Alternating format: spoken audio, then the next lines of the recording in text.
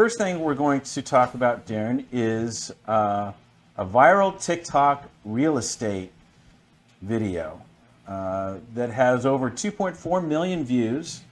It's from a gentleman in Henderson, Nevada, a real estate agent with a whopping 11 years in the industry. And let me go ahead and play it, and we'll go from there. All right. Share the screen. And let's see. Untab. And there it is. Let's go. If there was a company that everybody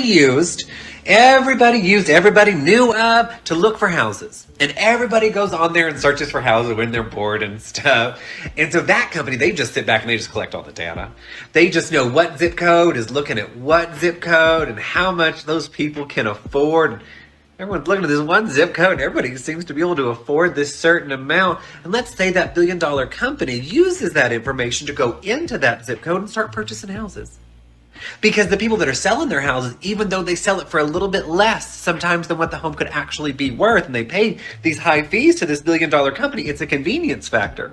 So this company's scooping up houses less than what they actually could cost. And let's say that company, that company buys 30 homes within a 2-mile radius. And let's say the price is $300,000. So they buy all of these homes for $300,000. And then on the 31st home, they buy it for $340,000. Even though they know all of the comps. Because most people have to get a loan. And if you get a loan, you have to get an appraisal, which means the appraiser is going to look at what homes have sold in the area for that size and that price per square foot. So they're paying cash. They don't need an appraisal. Why would they pay $340,000 for this 31st home whenever they've only paid $300,000 for these others?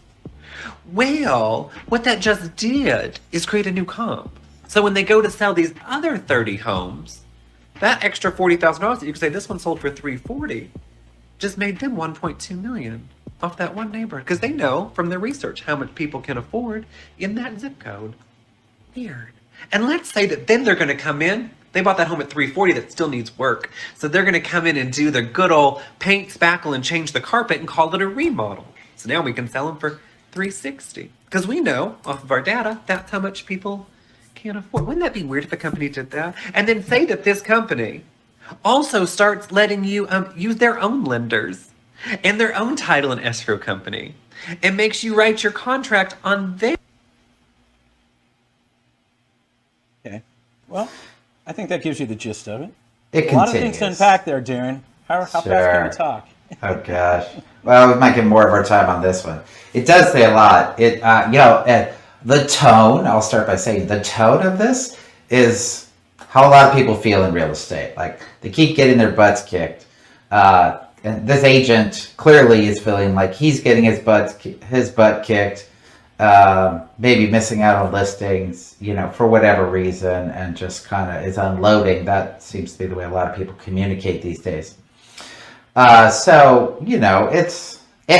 also very consistent conspiracy theorists. If you can connect these dots, and we can make all that work, right? Yeah. So, but there's some things behind it, and even in conspiracy theories, there are some factual components that help you craft this theory of that you come up with, that you can justify, get people on board. Well, one thing I wanted to say before we get into it is, please don't go to the University of TikTok to get real estate advice and education. So careful from the source there. We are laughing at that, buddy, but let's be realistic here. Many people already go to the University of Facebook. Yeah. And that has become a main source. And, I was watching the other night about a guy, talking about the changes Facebook has made. And if you're not aware of this, but they've made some very recent changes yet again, they are pushing forward any articles, any topics that have the most responses in the thread column, in the comment column.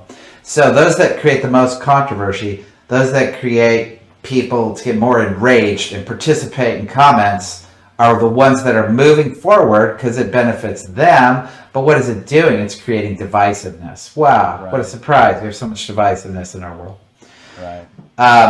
Yeah, University of TikTok will repeat that pattern because they have the same social media platform and they're just going to do whatever makes them money. Yeah.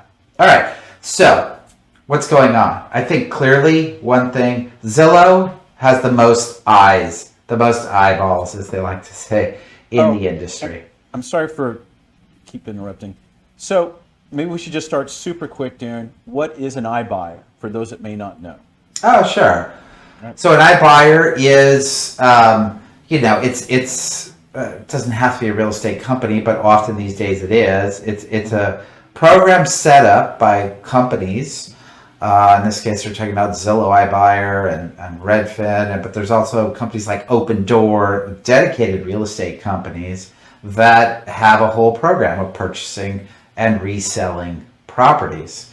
So, you talk about, they always want to frame the property flipper as being the horrible, slimy guy, right? Well, I'm not saying those guys don't exist, and they do. All those "we buy houses for cash" signs, I want to tear them down every time I see them. That's not your Zillow of the market. Your Zillow of the market is online, and they're screaming "we buy houses" in different ways, but it is the same damn message. It really is. Yeah.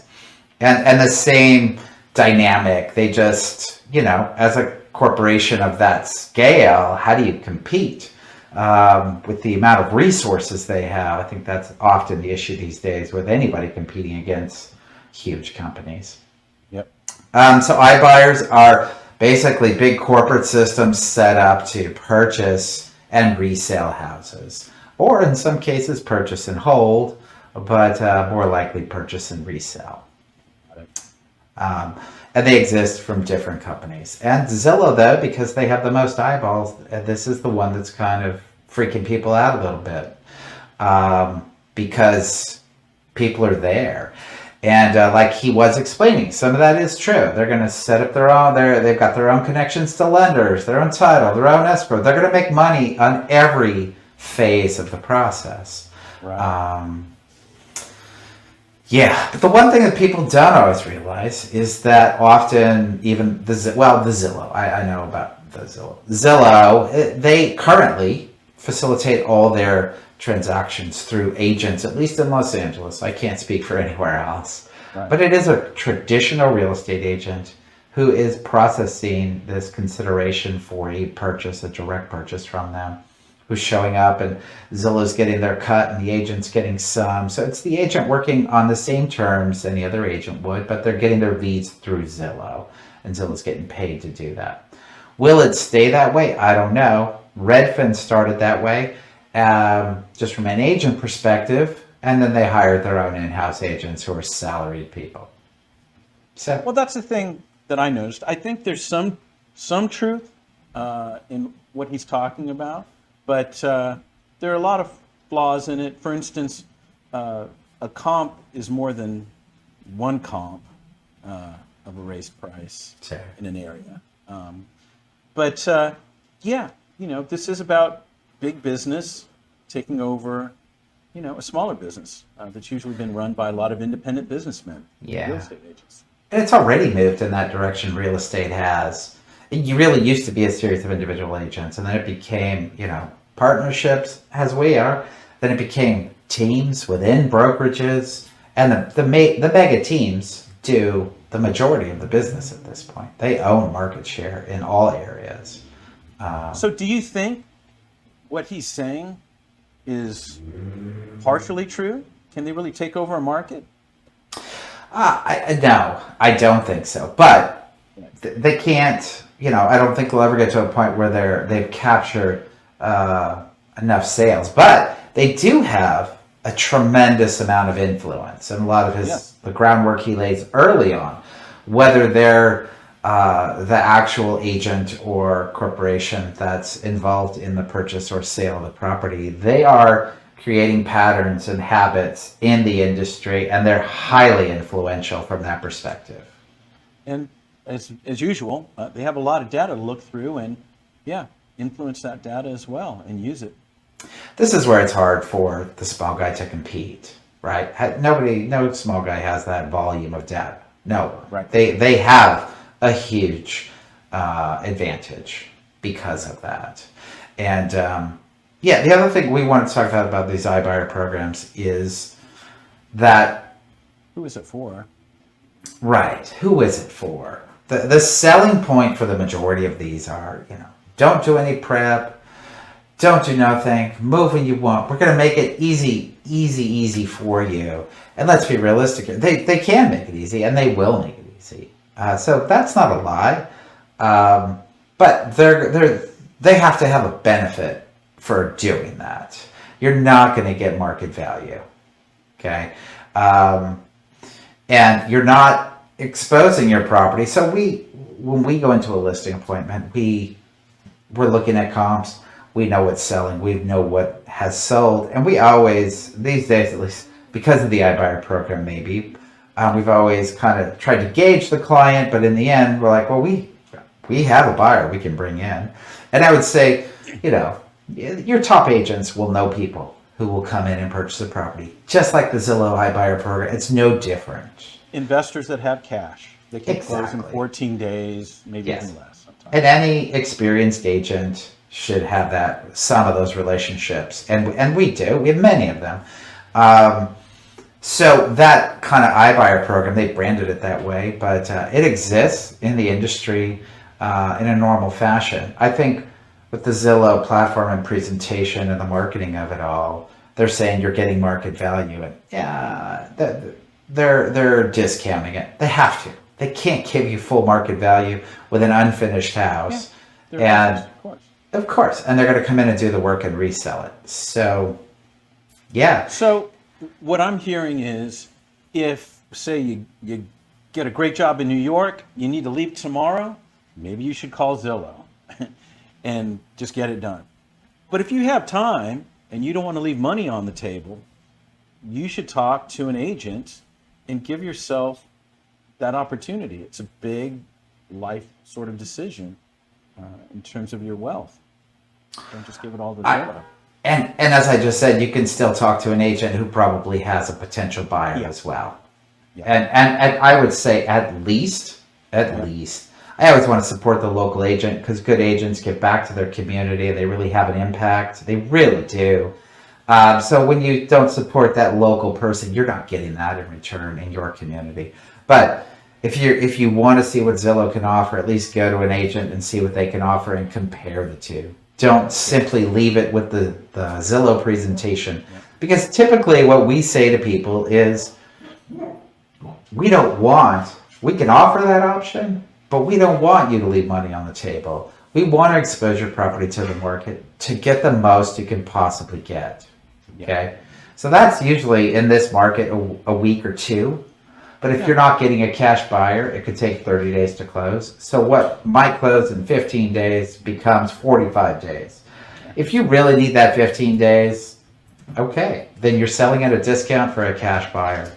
But if 45 days works from you, from the day an agent can walk in to the day you can close, you can get market exposure and get the best return possible.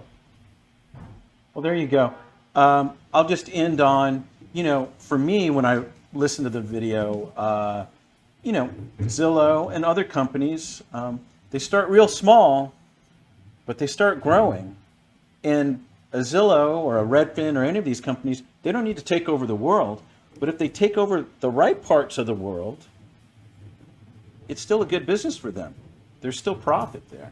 I think there's a little mix of truth and falseness there at the same time. As there often is in many messages being delivered. Sure. Right.